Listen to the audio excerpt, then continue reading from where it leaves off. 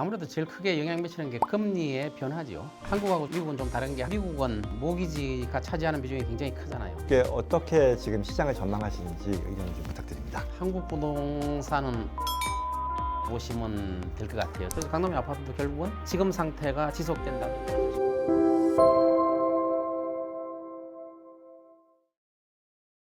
안녕하세요. 전청입니다. 대신 만나 드립니다. 시간입니다. 저도 한국의 경제 유튜브 채널 보면 자주 뵙는 얼굴입니다. 한국, 미국 포함해서요. 부동산 시장 그리고 여러 경제 상황에 대한 전망 해주시는 분으로 오늘 이 자리에 저희가 모시는 영광을 갖게 됐습니다. 서동기 박사님 반갑습니다. 네, 반갑습니다. 박사님은 한국의 제1호 부동산학 박사님이시잖아요. 그리고 또 감정평가사 협회 회장님 하셨고요. 아직 모르시는 분들께 간단히 소개 말씀 부탁드립니다. 저는 감정평가사로부터 시작해가지고 36년 한국에서 감정평가사하고 또 최근에는 이제 미국의 감정평가와 컨설팅 중개 위주로 하고 주로 활동 무대는 한국이죠. 지금 이 영상을 촬영하는 곳도 저희 미국 사무실인데요. 네. 미국에서 자주 오십니까? 예, 자주 오는 편이죠.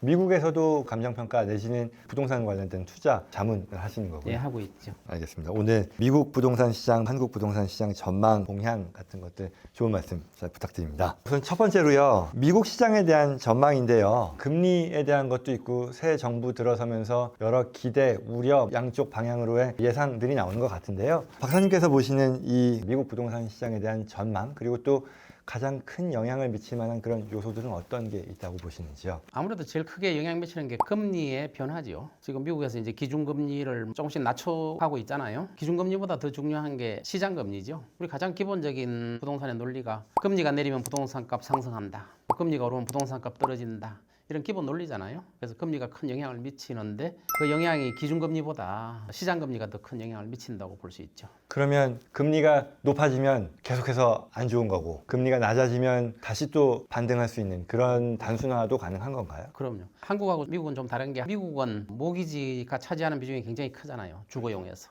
80%, 한 90%, 95%까지 있죠. 그렇죠. 그러니까 대출을 감정 금액에 90%, 95%까지 해준단 말이에요. 근데 한국은 반 이상 해주는 경우가 없죠.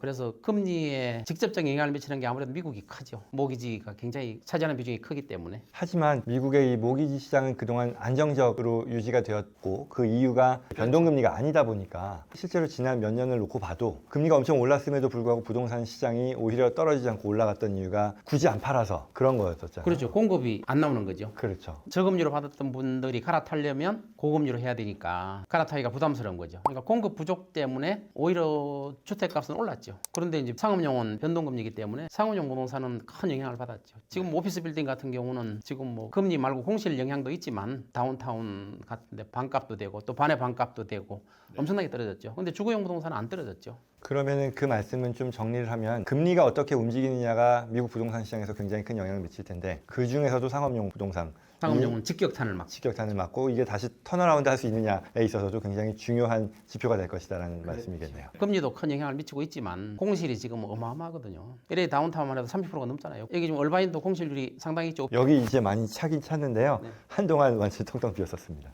그러니까요. 변호사님 사무실에 있는 얼바인 여기도 상당히 안정적인 지역이고 좋은 지역이잖아요. 얼바인 같은 데도 공실이 문제가 생기고 특히 다운타운 같은 데는 공실이 너무 많죠. 그러니까 그런 경우는 회복이 좀 쉽지는 않을 것이다. 이렇게 보고 있습니다. 결국 금리 그리고 또 상업용은 이제 공실에 따른 그런 영향을 많이 받을 것이다. 어떻게 반등할 수 있느냐는 결국은 그런 변수들의 영향을 받는다인데요. 그러면 지역별로는 어떻게 예상을 하시는지요? 미국은 50개 주가 있잖아요. 선택의 폭이 굉장히 넓은 거예요. 그래서 이 지역에 좀 잘못되어 있으면 집값이 비싸다든가 또 세금을 많이 문다든가 그러면 다른 지역으로 옮겨갈 수 있잖아요. 지금은 선벨트 지역이 뜨잖아요. 캘리포니아, 텍사스, 뭐 아리조나 전부 다 따뜻한 지역이죠. 1년 내내 추위가 없는 이런 따뜻한 지역들이 앞으로도 뜰 거고 지금도 계속 뜨고 있잖아요. 근데 이 선벨트 중에서도 캘리포니아 지역 같은 경우는 세금이 너무 비싸고 또 여러 가지 문제가 있잖아요. 그래서 같은 선벨트인 다른데 텍사스나 아리조나로 떠나고 있는 사람들이 굉장히 많잖아요. 그러면 지금 보시기에는 선벨트 지역 그 중에서도 새롭게 인구가 유입되는 뭐 플로리다다 그런 동남부 지역 이런 쪽을 좀 주목할 만하다라는 말씀이신 것 같고요.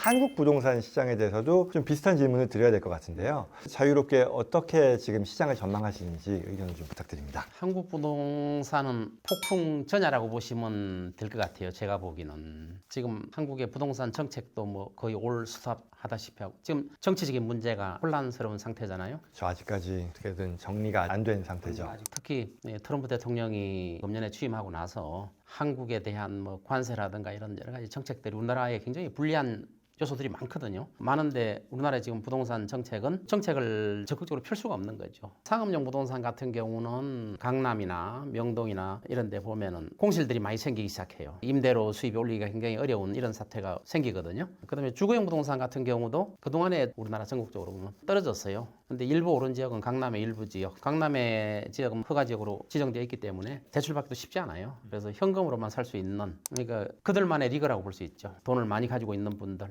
그래서 강남의 일부 지역만 오르고 신고가가 형성된다, 또 굉장히 뭐 올랐다, 하루가 다르게 오른다 이런 말이 오르고 지금도 상승 거래가 일어나고 있다, 이런 게 언론에 많이 나고 있죠. 그 지역은 어쨌거나 예외적으로 계속해서 간다고 예상하시는지요? 그렇지는 않을 거로 봐요. 근데 지금 한국도 상업용 부동산이 상당히 어려워지고 있어요. 특히 뭐 유명한 강남의 가로수길 같은 데는 거의 공실률이 40%. 한 집걸로 하나가 비어 있는 거예요. 부동산을 가지고 있는 분들이 이러한 상태가 점점 심화되면 강남의 아파트도 어려워지니까 버티기 힘들어지는 거죠. 그래서 강남의 아파트도 결국은 지금 상태가 지속된다면 떨어질 수밖에 없다. 떨어지는 것도 큰 폭으로 떨어질 수 있다는 거예요. 그래서 저는 이러한 경기 침체가 상당히 우려되고 있고 지금 거기에 따라서 정부가 아직도 적절한 대책을 내놓지 않고 있기 때문에 낼 수 있는 상황이 아니겠죠. 정책을 마음대로 낼 수 있는 상황이 아니죠. 이런 것 같아요. 저희 채널을 보시는 분들의 굉장히 높은 비중이 이제 미국에 계시는 한인 교포 분들이시다 보니 이렇게 여쭤보면 좋겠다 싶은데, 결국은 어느 정도 자산을 일군 분들이라면 부동산 투자에 관심을 갖고 고국에 또 나중에 돌아가서 살 수도 있는 그런 곳이니까 부동산 시장에 대한 어떤 투자 환경 내지는 가능성에 대한 관심을 갖거든요. 교포들도 생각을 하게 되죠. 그렇죠. 그랬을 때 어떻게 말씀을 해주실 것 같으세요? 지금 말씀은 좀 부정적인 것 같아요. 전반적으로 안 좋은데 일부 지역이 예외적으로 신고가를 형성하나 그들도 장기적으로는 예외가 아니다라고 말씀을 해주신 것 같은데, 그러면 하면 안 되는 거네요? 한국은 투자하기가 힘들죠. 지금 한국 자체만의 문제가 아니라 미국의 경기가 어떻게 될 거냐, 또 트럼프가 지금 공약을 많이 내놨잖아요. 굉장히 우리나라는 지금 위기 상황이라고 저는 보고 있어요. 우리나라는 수출로 먹고 사는 나라잖아요. 그러니까 트럼프 행정부의 이런 정책들이 앞으로 우리나라에 가시적으로 나타나진 않았지만 그러한 것들이 나타난다면 우리나라는 경기 침체의 늪으로 빠질 수 있다는 거죠. 그럼에도 불구하고 기회를 찾아보려는 사람들이 있다면 말리시겠어요? 엄청나게 많이 떨어졌을 때는 투자 기회가 올 수도 있잖아요. 한국도 과다하게 폭락 사태가 온다면 거기에서 투자 기회를 찾을 수도 있죠. 이렇게 표현을 하는 게 적절할지 모르겠는데 폭락의 가능성이 있고 그게 발생했을지, 투자 기회가 생길 수가, 지금은 아직도 가격이 높은 상태고 서울은 조금 더 지금보다 오를 수가 있겠죠. 돈 많은 분들이 아직 있으니까. 그러나 이제 경기가 어려워지면 그분들조차도 어려워지니까 먹고 살기 어려워지면 어떻게 돼요? 살고 있는 아파트도 팔아야 되잖아요. 그러면 강남의 아파트도 하락을 면치 못할 수밖에 없죠. 그렇구나. 한국에 가도 미국 투자 내지는 미국에 뭐 이주가 됐건 투자만 하건 아니면 뭐 경제 활동에 어떤 터전을 확대하는 데 대한 관심은 확실히 더 늘어난다는 거는 체감하거든요. 투자하고 싶은 분들이 많이 있죠.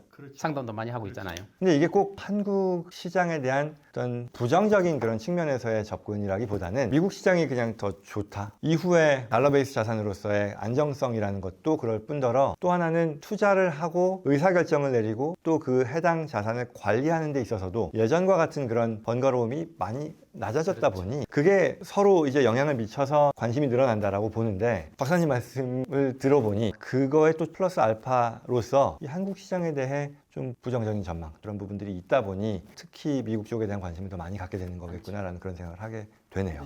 미국은 어차피 트럼프 행정부가 들어서고 나서 미국을 강하게 만든다 해서 모든 돈들을 빨아들이고 있는 그런 상태잖아요. 그래서 한국에서도 미국의 투자에 관심이 굉장히 많아요. 근데 많아도 거기에 반드시 전문가의 도움이 필요해요. 그냥 미국에 투자한다고 해서 수익이 나는 게 아니고 많은 허점들, 장점과 단점들을 가지고 있잖아요. 그러한 것들은 전문가들한테 충분히 상의를 해서 투자 여부를 결정해야지, 무조건 미국이 뭐 잘 나간다고 해서 경제가 좋아진다고 해서 덜컥 투자했다가 그게 어떤 허점에 빠져가지고 잘못하면 손실을 볼 수도 있다는 거죠. 알겠습니다. 2025년 투자 시장으로서의 한국 그리고 또 미국에 대한 평가 말씀 잘 들었습니다.